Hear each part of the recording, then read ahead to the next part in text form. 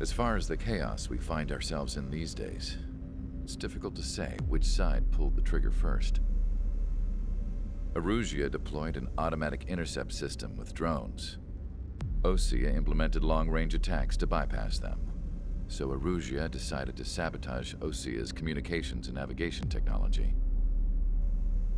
Erusia couldn't launch a satellite themselves, but they were still able to hack the software of the Osean transmission and navigation systems.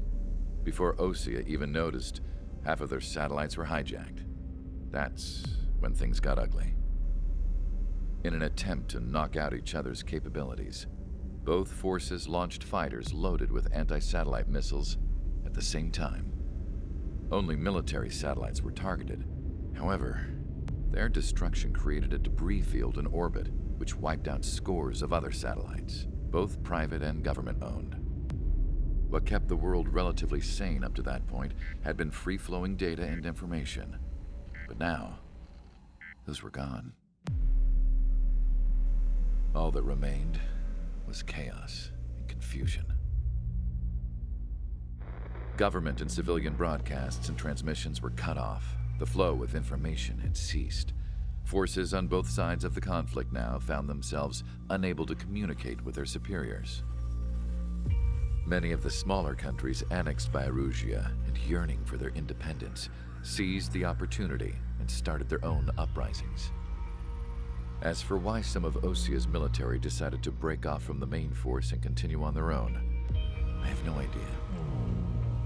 Perhaps there was some sort of dispute over the chain of command.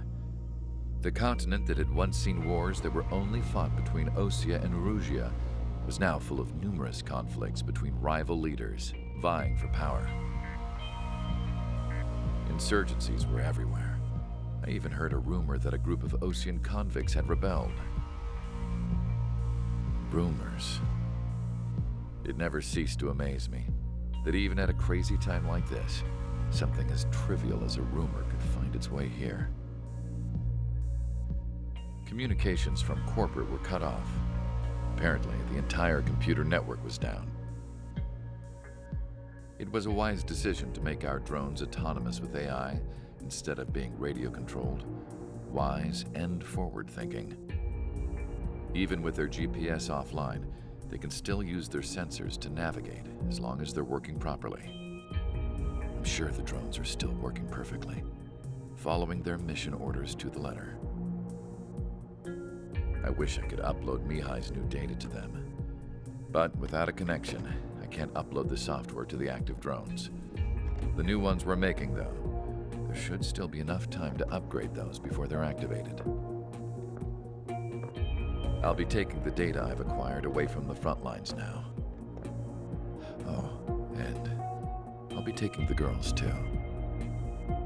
I told my assistant Masa it was time to get Mihai's granddaughters ready to leave here. She's not much older than the girls, but she has a way about her, and I'm sure she won't have any trouble with them.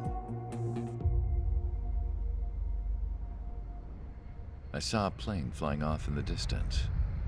I imagine it was looking for a safer place.